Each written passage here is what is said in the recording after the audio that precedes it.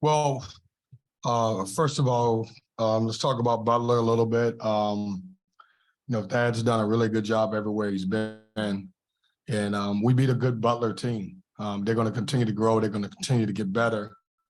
I thought we played extremely hard, and I only say that because that's part of our culture, playing hard, but we were able to do it on day 3.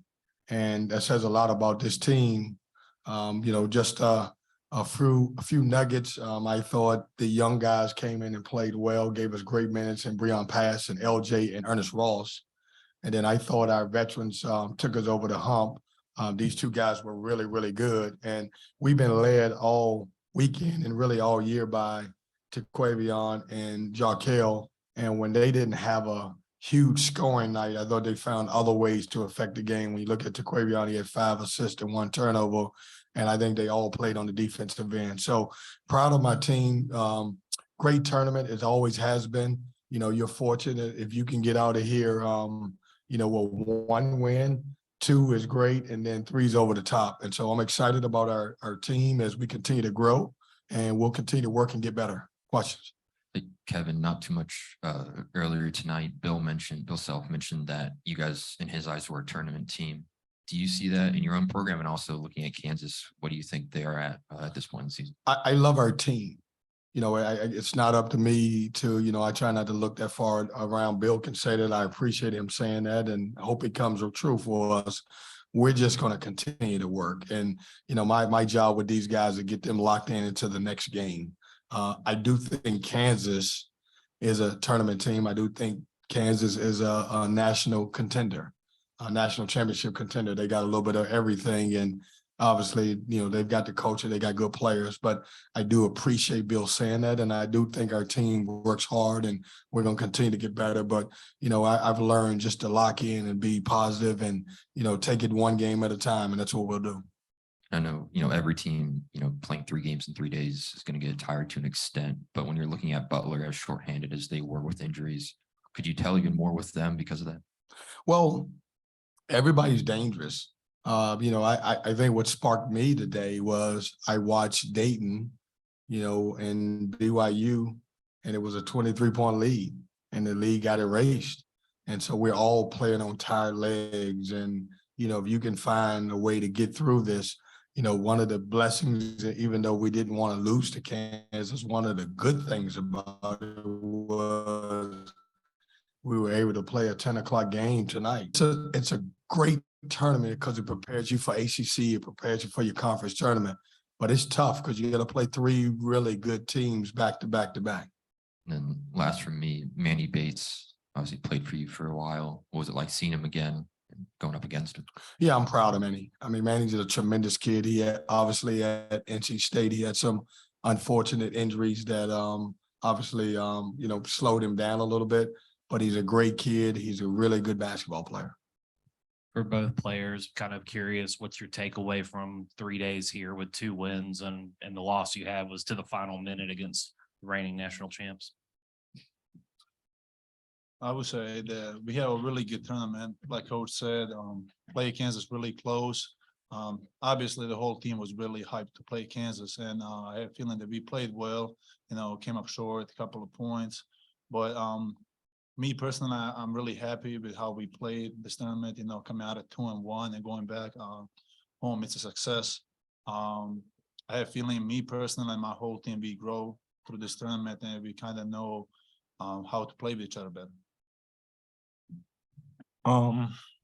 Me and the guys are connected on and off the court on a very high level. So us being connected like that really helps us play on the court together, all in one. So all these 3 days playing Kansas close, getting one over Dayton, and now today Butler is really good for us and a good test for us later on when we play in the ACC play. So it's definitely good.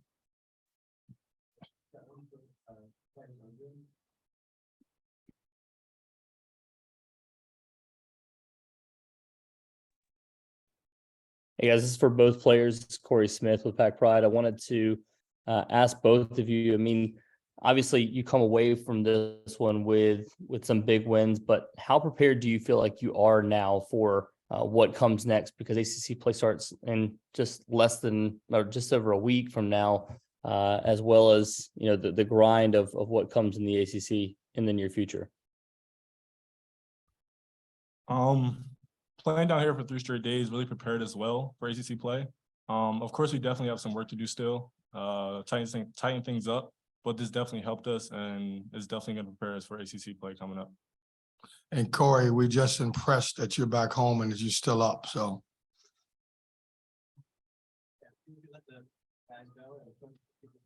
Yeah, that's fine. See you guys.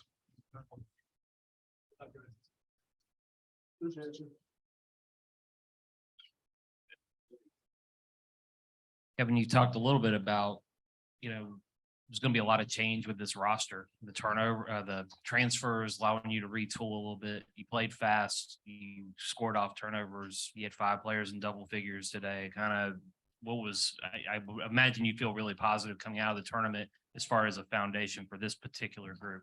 Yeah, I love the team that we put together. I think we hit it really good with the transfer portal, and not so much that we got good players, we got good people, and they also have connected off the court. One of the things I think that really helped us was being able to take a trip to Bahamas in August, and it was able to grow as a team. Every coach's challenge when you have so many transfers is try to figure out how to develop chemistry early. I think we're a little ahead of the curve. We still have a long ways to go in a lot of areas, but we've grown over the last 2 weeks. The other thing I wanted to ask you was you've lost the Kansas game on day 1, and that's a game that, you guys will circle, a little bit. They can't help but do it. But you came back the next 2 days and, won games where you got control of them and stayed out front. I would imagine that's probably a positive for you in terms of focus after, especially when you're in a 3 days, 3 game kind of scenario. Yeah, I think the biggest focus is you see the defending national champions in Kansas and you play them tough enough to win and you don't win the game, will there be a letdown the next couple of days? And I didn't think we did. I thought we bounced back and beat 2 good teams by double digits and 2 good programs. And so I learned a lot about my guys, how we respond. Sometimes it's better to learn a lesson through a win. We learned a couple lessons through that loss at Kansas and we build on it.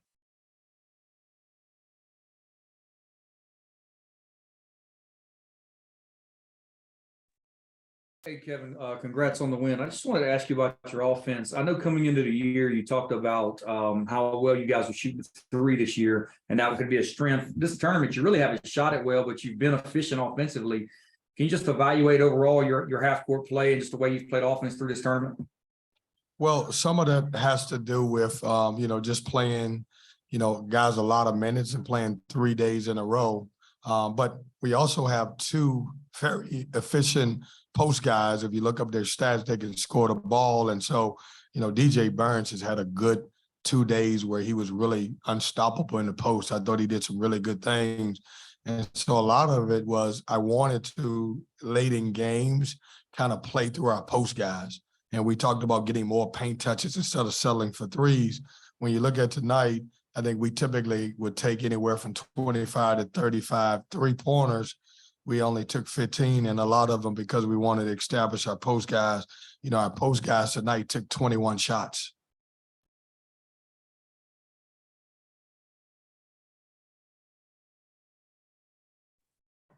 Yeah, Kevin, I had a couple of questions.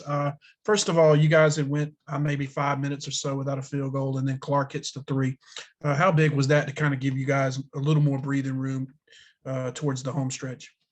Yeah, I thought I'm so grateful that he made the shot. I thought the willingness to make the pass was the biggest one, because there are tendencies when you go through scoring droughts, everybody wants to step up and take the big shot.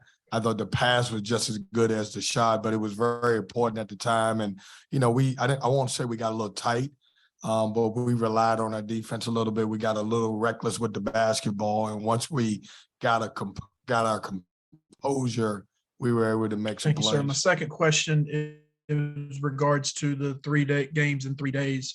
Obviously, you're preparing for the ACC, but towards the back end of March, if you want to make a deep run, you have to have that type of stamina to compete back to back. Did you like what you saw from your guys in terms of how they, not just the game itself, but how they handled themselves in the off? I love it. our guys conducted themselves as professionals. You know, I thought, you know, we can make an argument that we played really hard for 3 nights, and that's hard to do. And, you know, I love what our guys are building. You know, they're starting to coach each other. They're starting to, you know, reward each other. And I think that's big. And, you know, it's going to help just because you know that you're capable of doing that. And, you know, we used our bench a little bit more tonight than we did in the first couple of games. And I thought that those guys really came in and made the impact for us, a positive impact.